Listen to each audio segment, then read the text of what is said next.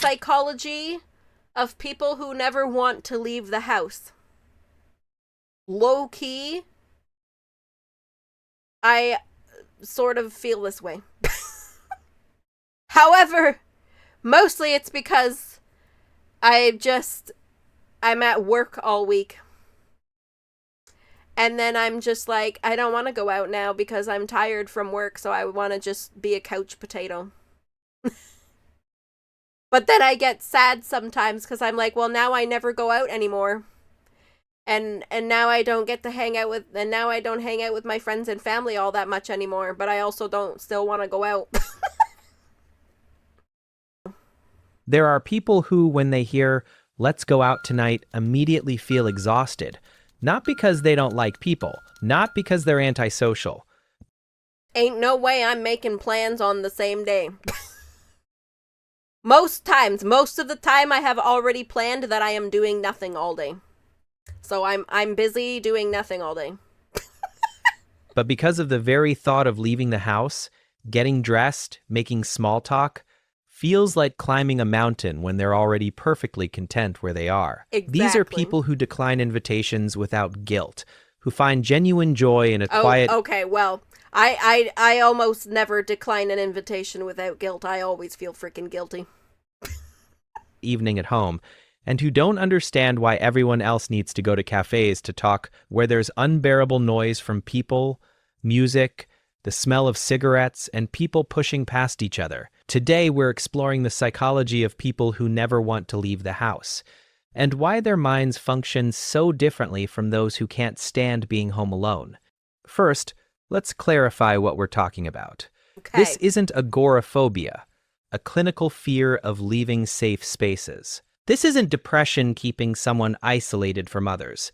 This is a genuine, conscious choice of home over almost any external alternative offered to them. Psychologists call this home-centered orientation, and it's far more common than you think. These are people whose natural state is contentment within their own four walls. Their home isn't a place they retreat to when the world becomes too much. It's their preferred environment, their foundation, the place where they truly want to be, their safe place. And here's what's fascinating. This Well, yeah, because you can just be completely yourself. You don't need to be worried about people, like, judging you and stuff. The people that thrived during the plague, during COVID. Yeah, exactly. I definitely thrived. Damn. preference often goes hand in hand with specific personality traits and psychological patterns. High introversion is perhaps obvious, but also high autonomy, the need to control your environment and schedule, low need for excitement. They don't need novelty or stimulation to be satisfied. Rather, they've learned to meet their own needs without external influence. But there's something deeper here, something about how these people learn to relate to the world. Many people strongly prefer staying home developed this orientation early, and often it stemmed from a specific type of childhood experience. Imagine a child coming home to an empty house after school. Parents are often not home. No organized activities for them. No one to ask how was school.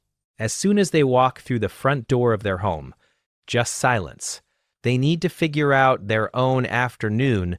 What does that child learn? What do you think? They learn that home is their territory, their controlled environment, the place where they don't have to perform for anyone or meet anyone's expectations or fake a smile. They learn to enter. Bet it might also be from childhood trauma. Yeah, from, like, you get home and you're alone. So then you have to, like, try and find out ways to entertain yourself, basically. That is what my whole childhood was like. Or bad neighborhoods or ghettos they grew up in. I had my, brothers and sisters, usually. And then I would have to, like, babysit them sometimes. But, well, my mom basically was a stay-at-home mom, for her whole life. So, luckily, I always had her at home. But yeah, I imagine kids who get home and there's nobody there, you have to basically find ways to entertain yourself. So yeah, I could see the home becoming your territory, as they said. Grew up in one of the highest crime-rated neighborhoods in my city. Oh gosh, that sounds scary. Entertain themselves, Exactly. to find satisfaction Entertain in their themselves. own planned activities, to create their own structure instead of relying on external influences, and crucially, they learn that being alone doesn't mean being lonely. This is the foundation many homebodies are built on. They like you learn to enjoy your own company. Yep. Radical self-reliance within a safe, controlled space. When you grow up essentially raising yourself, yes, I said raising yourself, for a significant part of the day, you develop a different relationship with solitude. It's not something you fear or avoid or feel lonely about. It's your natural state, your comfort zone. Home becomes psychologically coded as the place where you're most yourself, where you don't have to manage other people's expectations or their energy, where you're free. And once that state is established, it rarely changes. You know why?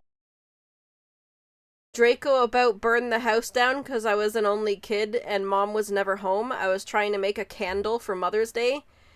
And yeah, I did not know. I did not know what my 8-year-old ass was doing.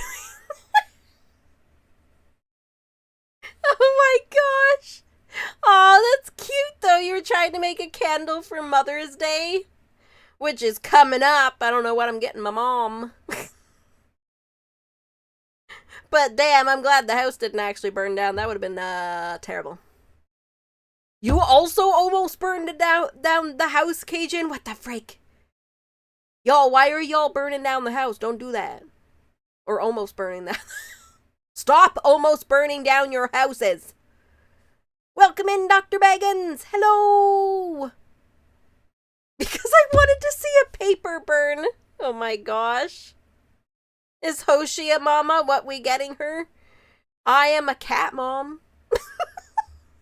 Does that count? I'm a cat mom. But the people that grow up with a home preference also confuse some parents, as they'd have to come up with creative ways to ground them.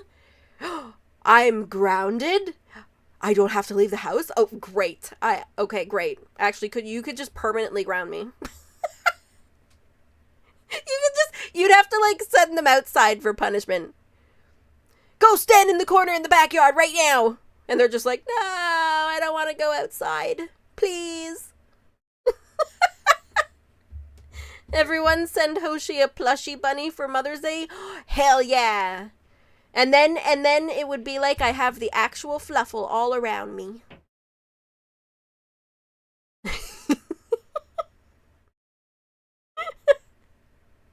Why?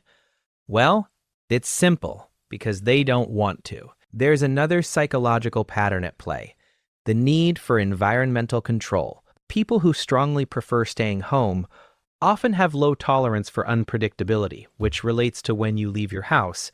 You surrender control. You can't control who you'll encounter, what problems will arise, how long things will take, whether you'll feel comfortable. At home, you control everything. Temperature. I don't like being out of control. I get really bad anxiety about things that I cannot control. It's not fun. Lighting, noise level, who has access to your space, when you eat, what do you wear, whether you want to communicate with anyone or not. Pajamas. And often, this need for... At home, I am always in my pajamas. When people tell me, when people are confused and they're like, wait, you don't get changed for the day? And I'm like, no. Like, I'm not going out. Why would I wear anything but my pajamas?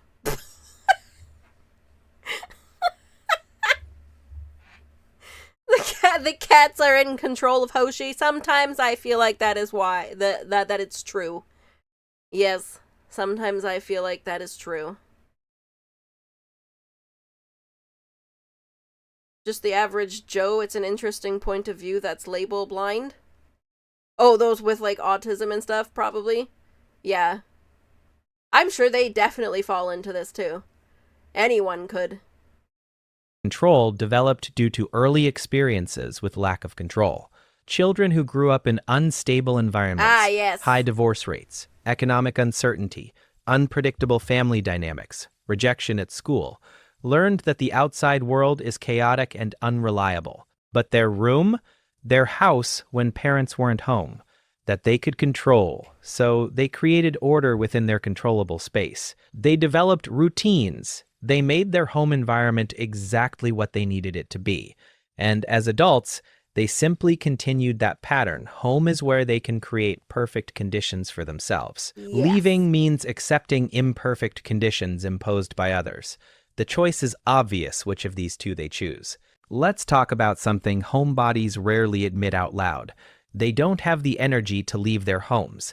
The smile when you run into a neighbor, the how are you exchange of a few words, quick conversations before meetings, the appropriate enthusiasm when someone shares news you don't really care about.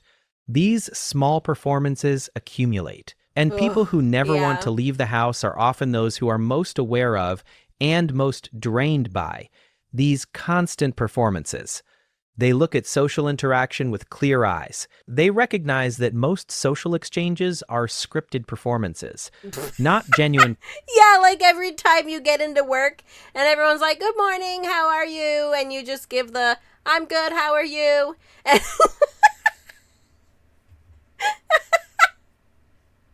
but really the answer is actually like if you were to give a real answer, you'd be like, well, I don't know, my life sucks, I don't have money, my car just broke down, and this and that, but I'm good, it's fine. Maybe the economic factors and or parents that tried to stay together for the sake of the kids for too long likely contributed to a generation of more shut-ins than usual too. I don't like when people say, oh, just we stayed together for the sake of the kids. No, you know what? The kids would have been better off with both of their parents being happy and showing them healthy relationships. Took the longest time for my wife to not move or touch my stuff because it messes with my brain and not in a good way. Then I start panicking because I can't find what I'm looking for. Everything has its place and must stay there. Yeah, Jello and I try to do that. Thankfully, we were never really cared if like we touch each other's things. But we do try to keep things like, our keys go into a certain spot. The cat nail clippers. We have certain places for things and we try and keep them there. Cause otherwise if you move it, then we're like, why is the thing not there? Hello, Chief, welcome! Welcome! Connection. And they've decided that ritual isn't worth the energy. This often stems from a particular psychological orientation, low tolerance for inauthenticity. Many homebodies were raised in environments where they learned to trust actions over words, where they watched adults behave one way in public and differently in private, where they developed a finely tuned detector for nonsense. So when they're expected to participate in the same performative social rituals they see as empty, they resist. Why pretend you care about the weather when neither of you actually cares? Why, when no one has time to listen to you or you to them? For example, how many times has it happened to you that when you meet a friend in town, you ask each other, what's new? And you tell him, and he tells you nothing. Or that well-known phrase, hey bro, I'm in a hurry, we'll catch up or I'll call you. And of course, nothing comes of it. So why fake enthusiasm for plans you're already dreading? Why participate in elaborate social theater when you can simply not participate? At home, there's no need for performance. You can be exactly who you are, feeling exactly what you feel without managing anyone's perception of you. That authenticity, or more accurately, that freedom from required inauthenticity, is psychologically priceless for homebodies. There's another element crucial to understanding homebody psychology, a deeply rooted need for privacy. People who never want to leave the house often have strong boundaries around their personal life, their space, and their time. They don't broadcast their activities on social media. Yeah, this is kind of true. I'm sitting straight. This is true. I literally do not care anymore. I will tell people, okay, like if I'm invited somewhere, I will literally just tell them, okay, I'll come from this time to this time because I want to give myself time at the end of the night for just me. I do not care anymore. Yeah. They don't feel the need to document experiences to validate that they happened. They don't need witnesses to their existence. This privacy instinct often develops in childhood, especially for those who grew up in environments where privacy was limited, or where they learned that external visibility came with unwanted attention. When you're a latchkey kid coming home to an empty house, you have something rare: complete privacy. No one supervises you, no one controlling you, no one commenting on your choices, no one demanding explanations for how you spend your time. That Hell privacy yeah. becomes precious. It becomes your I always love when my parents would go out. I'd be like, hell yeah, I have the house all to myself. I'd blast the music and sing and dance and everything with my brothers and with my brother and sisters. With no parents to judge us. Bum, ba, bum, bum, bum, ba, bum. Speaking of showing off Hoshi at home, imagine if you eventually found yourself sharing clips or videos featuring such to friends or family, and they may get confused or think it's stupid what you're listening to or watching. Oh well. Such is life. psychological base, your security that you don't want to lose even as an adult. And that's why you fiercely protect it. Leaving the house means surrendering privacy. It means being seen, being available for interaction. It means your appearance, your behavior, your very existence becomes subject to others' observation. For people with strong privacy needs, this feels like exposure, like vulnerability. Home is where they can completely let their guard down, where no one is watching, where they don't have to curate, manage, or explain themselves, and they don't have to pretend to be what they're not. Why would they voluntarily leave their security? Here's something interesting. Many people who never want to leave the house are actually highly competent at managing external demands. They're not avoiding the outside world because they can't handle it. They're avoiding it because they've become so efficient at handling necessary external interactions that they've optimized them to an absolute minimum. This is the competence paradox. They've mastered online grocery delivery, remote work, Oh my digital God. banking, and strategic social management to the point where leaving home genuinely isn't necessary for Why most of is their this needs. so true? When you grow up solving your own problems with limited resources, you Let develop me just Instacart those groceries. practical competence. You learn to find solutions. You become good at systems, processes, and optimization. As an adult, you apply that same competence to creating a life that doesn't require you to do things that drain you. Need groceries? Need social connection? Carefully selected, infrequent, high-quality interactions with people you genuinely like? Need entertainment? You've built an entire ecosystem at home. The outside world sees this as avoidance. Homebodies see it as efficiency. Why waste time on low-value activities when you can create high-value experiences in the comfort of your own space? Damn. It also means there's certain things you must resist the urge or compulsive thought to do, or else you risk making others uncomfortable, coming off as creepy or gross. True, true. My wife, if she has to get groceries, she has them delivered or I go get them. I actually don't mind going grocery shopping. I mean, like, I don't like going alone, but if Jello and I go together, I actually kind of enjoy it. But sometimes I do kind of just like, bleh, I don't want to go out today, so then I'll just Instacart it. I do want to go outside more. Same. Same, but I'm always so freaking drained. Jello is my hubster.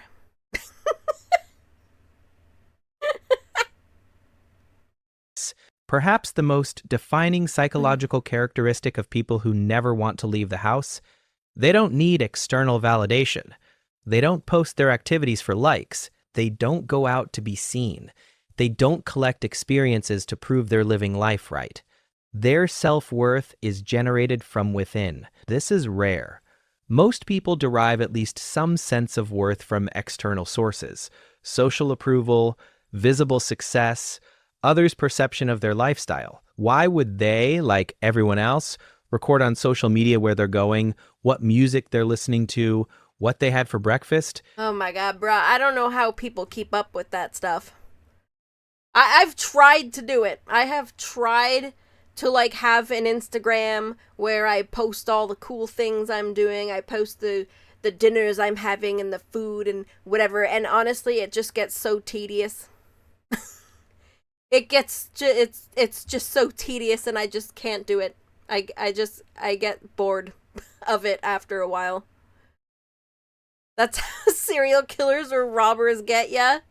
But those that are shut-ins in the long run have less dirt on them as they aren't sharing everything on social media. Yeah, true. Lasts for a week. I used to do it. I can't anymore. Yeah. Like I would post consistently for a while. I think there was one time where I actually was able to post consistently for like quite a while, maybe like a couple of months, and then I was just like, I can't. I can't keep doing this anymore. Just can't do it. And where they're traveling.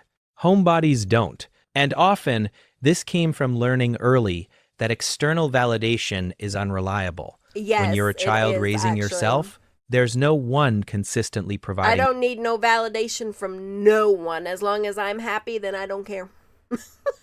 I don't care. validation. No one to praise your achievements, notice your efforts, or affirm your worth.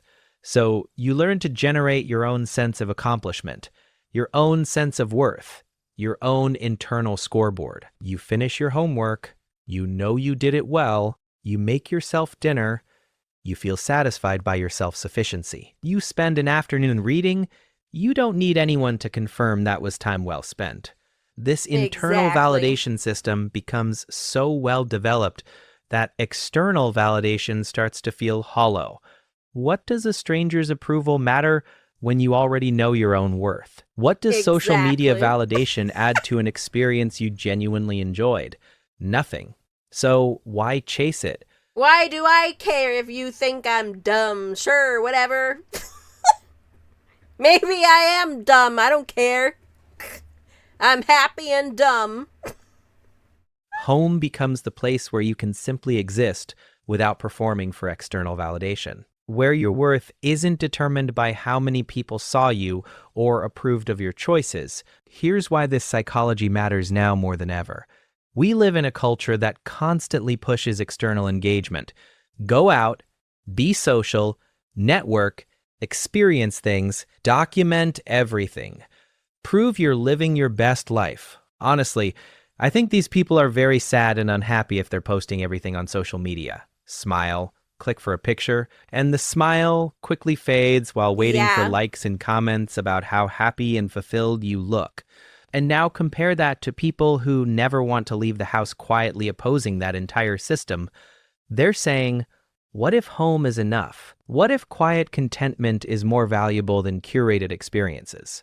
What if solitude is a choice, not a problem to solve? In a world struggling with burnout, social media exhaustion, and constant pressure to do more and be more, homebody psychology offers an alternative model.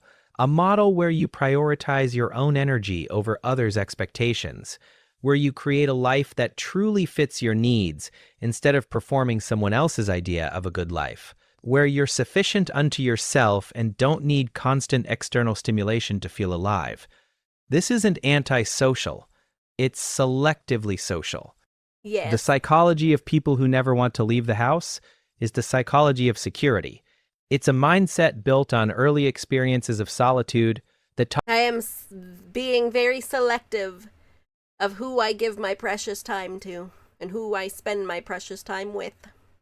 taught them home is safety, control, and authenticity. That external demand is draining, that their own company is not just acceptable but preferable. They learned to meet their own needs, to generate their own contentment, to build a life that doesn't require constant external input to be complete. They're not broken, they're not missing out, they're not avoiding life. They're living it exactly as they choose, quietly, privately, on their own terms. In a world that constantly demands you be somewhere else, doing something else, being someone else, they've mastered something rare, being perfectly content exactly where you are. Are you perhaps like this, not wanting Sort to of. go out? Or maybe you have a friend who is like this. And how do you view them? If you'd Sort of. share your experience. I meant to. Here we go. Here we go. I am sort of like this. Yes. I'm selective of when I go out, who I go out with. I prioritize my me time. It is my time to relax and de-stress. Yep. Bum, bum, bum, bum.